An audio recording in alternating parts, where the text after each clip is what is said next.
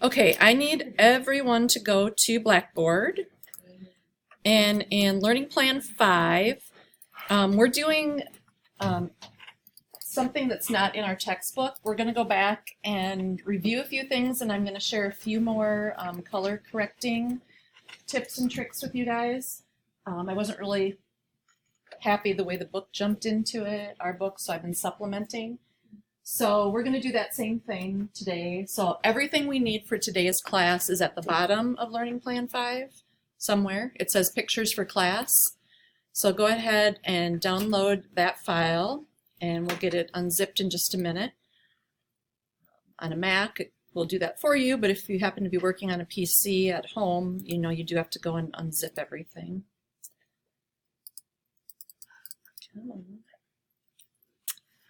All right, so that folder, we can then go look in Bridge.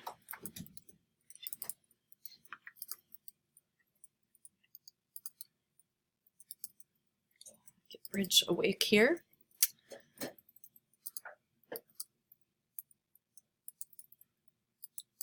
Wow. And then go to your Downloads folder. And the unzipped folder, I believe, is called PS.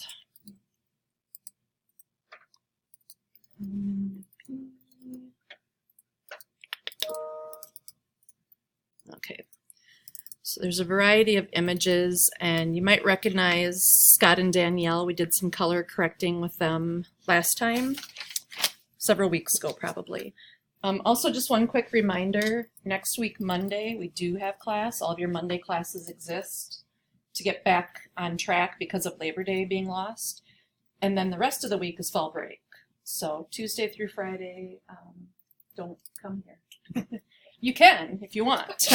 It's open. Everything will be open. People will be working, but there's no classes Tuesday through Friday. So if you're feeling a little overwhelmed in any classes, it's a great time to get caught up. If you need sleep, it's a great time to get caught up. If you need to work, sadly, it's a great time to get caught up. Are you saying that we don't have school tomorrow? No, next week. Oh, next week, okay. Yes. I was just curious. All this week, please keep coming to class. Next week, Monday, please come to class. Then you may have fall break on October 15th. All right, the first picture that we're going to do some practicing with, if you're looking in Bridge, it's called Dave and Callie. If you're opening it straight from Photoshop, you'll have to go to your download folder and get the Dave and Callie photo open. What do you think about this picture when you look at it? What are some issues that you see with it? It's dark in certain spots? Yeah. Yep. Is it okay in certain spots? Well, not his face. Honestly, his face should be dark. Right. So the main subject is theoretically the person and the dog, right? It's not everything else. But this looks pretty good over here, doesn't it? The green shrubbery that's in the sunlight, the leaves and things.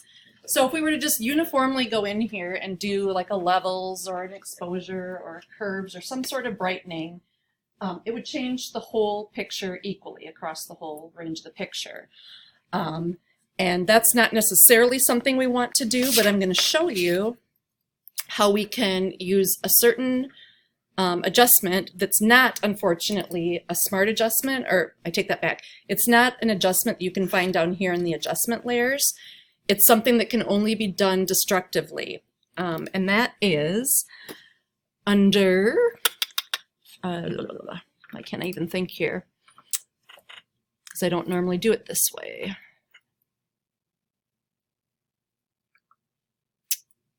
I can't even think of the wrong way to do it right now. I'll get there in just a minute. The first thing that we want to do, though, because this is not an adjustment that lives down here in this Add Adjustment Layer button at the bottom of your Layers panel, we do have a lot of things we can do here non-destructively, meaning they're going to show up as an adjustment layer, and we can change our mind, we can turn them on and off, and we can mask, now that we know masking. But Shadow Highlights is one that does not live in this family. So if we were to do it, it's going to be destructive. And the way that we find that, now that my memory is kicked back in, under Image, Adjustments. This is where you see almost all of the same things that we find down in that yin and yang button, if you will. But shadows and highlights does not live down there, and it does live here. However, if we do the adjustment here directly, it's going to be a one-way street, destructive editing. Whatever we do and we say yes, it's a permanent change in the photo. We can never go back and change our mind. So before we do that, we're going to turn this into a smart layer. So we're going to click on our background layer over here. We're going to right click and we're going to say convert to a smart object. I think we did this last week real briefly, and I mentioned that smart objects always remember their origin. So it's kind of like this is a protected image that always is how it looks right now, and we can always revert back to that. Even if we mess this up terribly, we can always go back to it. Notice in the layers panel, there's that little icon in the lower right that makes it look a little bit different. That means that it's a smart object. All right, so from this point, we can go up and do image, adjustments, shadows and highlights. And it's going to bring up this generic shadows and highlights window. Automatically, every time you use this, the shadows are opened up by 35% and the highlights are not touched. Pull this slider around and you're going to see what it's doing. It's taking anything that it considers to be a shadow, dark image points, and it's opening them up or changing the exposure, if you will, of just those pixels, nothing else. So if we crank it all the way to the right at 100%, we now can see the guy and the dog quite a bit better. Okay, but it looks pretty fake. The highlights are things that are bright. Let's tone them down, and if you pull on those, you start taking anything that's a highlight and toning them down. If you pull both to 100%, which is extreme, this is a version of HDR, high dynamic range processing, that we will be doing, where it doesn't look good here, and it rarely looks good, but it looks funky, and in some instances this HDR processing is really a cool feature. For this being a realistic photo, this looks terrible, right? You guys agree that we went way too far. So let's pull our highlights back and take the shadows back to that generic, like 35-ish%. But notice that there's a show more options, and if we click on that, we get a much more detailed window. All right. So we can tweak the shadows, the highlights, and the overall color and midtone adjustments within here. So the amount part of the slider is the strength of the brightening or the darkening. So in the case of shadows, it's how strong you are brightening up the shadows. The tone or the tonal width, this next part, lets you tell Photoshop what you consider to be a highlight or a shadow. So in this case, what do you consider to be a shadow? So it's saying at the 50% mark, whoa, why is that? Oh, because I'm leaning on my keyboard. I'm like, why is that moving? Anything below 50%, it's considered, it thinks is a shadow. So we can tell it, here's what we consider to be a shadow. Here's what we consider to be a shadow. 50% just happens to be the general starting point, the halfway point. So you can change that. Let's see. The radius is how many pixels this effect extends out, and the only way you can tell what it's doing is really to play with this slider. The nice thing is you can crank these sliders all the way to the right or the left to kind of see how they're behaving. And then if you end up screwing up things horribly, instead of saying cancel and starting all over, whenever you're in a pop-up window like this, the cancel button, if you hold down the option key, turns into reset, and you can hit reset and it's at least going to go back to the generic defaults that it was at. All right, so play around with this and try to get this maybe looking a little bit better where you think you like it. And we get to that point, we can say, okay. And I want you to notice now that this was done non-destructively. Because we turned our layer into a smart object first, or a smart layer, everything that's applied to it is called a smart whatever. So instead of being a normal filter, it's now a smart filter, which means it shows up below it with eyeballs. We can turn it on or off, and with masking. So right now this is a white mask. You guys remember that white means show, black means hide. So it is showing across the whole range of the picture whatever effect we just applied, which was to open up the shadows. If for some reason we didn't want that in certain areas, what do you think we do from your masking practices? Block it out in black. You go onto this actual smart filter layer, make sure that that's activated with a little white box around it, and then you take your paintbrush and you paint with white or black. If you want black to block out that effect in certain places, I'm going to make this a little bit bigger. You come in here and you paint out that effect. Of course, this is super messy, but do you see how I masked out that highlight shadow effect in certain spots? So you don't have to, it's not an all or nothing type thing. Whenever you use an adjustment layer, because it's using a layer mask, you can always paint out where you don't want it, or we could go with a shade of gray that's like a half, kind of show it, kind of don't show it kind of thing. Like over here, I can bring back a little bit of the vibrancy of the leaves over here. Maybe that's a little bit too much over here, but that looks better. Now I've darkened up his dog, sorry. This is when you use smaller brushes and do more detailed work. But you guys get the idea how you can mask, right? So shadows and highlights can be really helpful, doing it as a smart filter when you really need to open up some dark shadows in a picture, but you don't want to change the whole picture overall. And this is such a great example because of where the sun is shining. There's parts of this picture that are perfectly exposed and you wouldn't want to tweak them. Okay, any questions on that? You feel comfortable with that ability? Okay, let's close that file and go back into Bridge.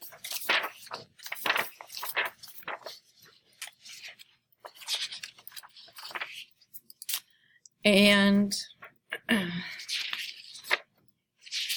we're going to work on this image that we used last time, Scott and Danielle, as a refresher practice, and I'm going to show you one other method that works quite well with this. So double click Scott and Danielle to open this image. And last time we looked at this, we decided there's kind of a greenish or a bluish color cast to it. Something's kind of goofy. We can't quite figure out what it is, but something's not quite right. All right, we are going to make adjustments to this picture so that we can make this non-destructively in practice. So the first thing we're going to want to do is let's just unlock this background layer. So double click on it and say okay. And then we're going to come down to our make adjustment layer and we're going to choose a color balance. There we go. And then the window that runs color balance pops up here in your properties panel. And again, this is one that's done visually and it can be hard, but we're saying, you know what, I think there's a little bit too much cyan, so I'm going to pull it a little bit more towards red. Or I think there's too much green, so I'm going to pull it that way. You got to, and again, if you go far to the left or far to the right, you start seeing what that's going to do, and you can make better choices, kind of seeing how it's going to work. And then again, we can target the midtones, which is the default, but maybe it's just the highlights or the shadows that you wanted to target. You can one by one tweak any and all of these. So maybe by targeting all three and playing around with these colors, you can get a better adjustment. Color balance is definitely not the greatest, however, and there's another one that's a lot better. So let's turn off the eyeball on our color balance, go back and activate the main layer, and then do an adjustment layer of levels. All right, this is one where I think the only way we did it last time when I taught you levels was to take the white and the black point sliders and pull them in so that they're even with the foothills. So this histogram is just a bar chart of how many pixels are pure black, and there's only a couple of them. How many are pretty black? Oh, there's a lot of those. How many are like middle gray? How many are brighter gray, and then how many are white? And there are none that are pure white. So by taking this white slider, we can start pulling to the left to move our white point to be where the bottom of these foothills start. And that brightens up our picture. However, I want you to drag that back out or reset it if you did that. That's not where I want us to be. I forgot to share my screen, didn't I? You guys want that? Let me do that quick.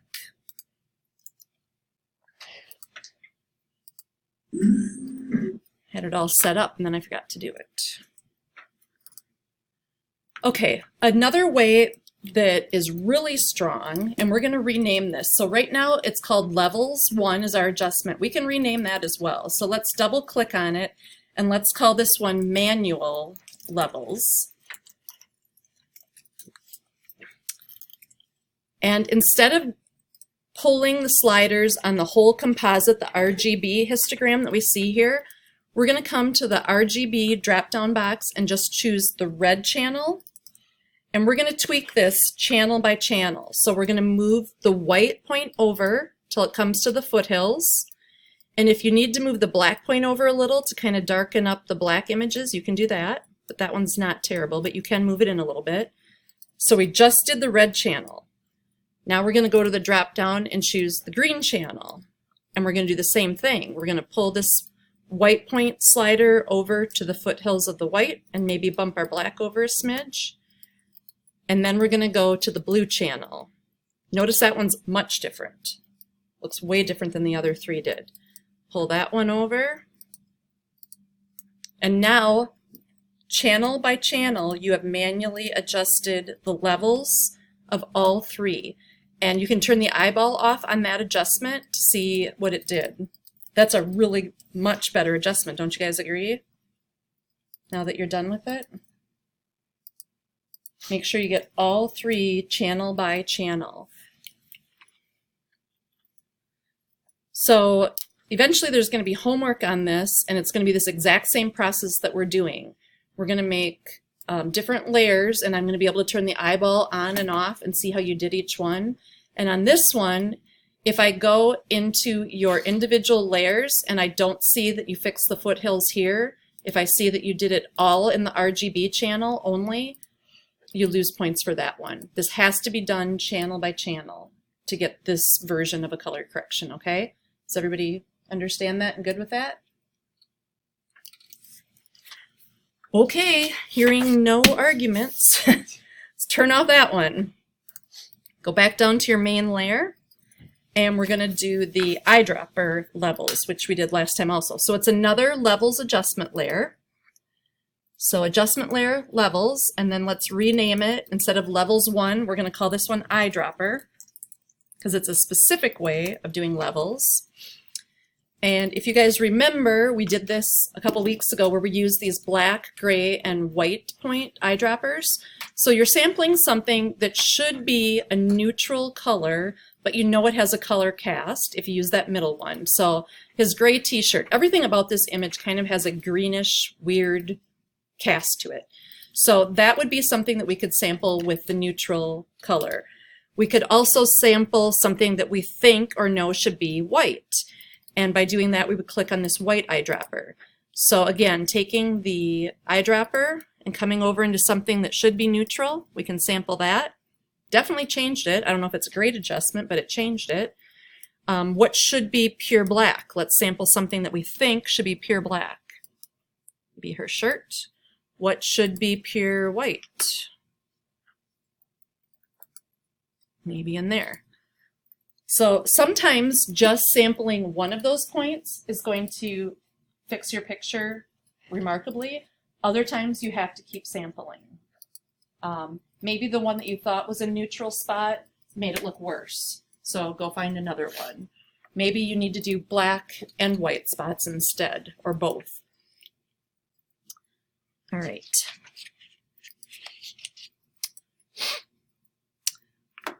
Also in the eyedropper tool, if we go over to our toolbar and come down to the eyedropper, there's a bunch of other tools that are nested in here.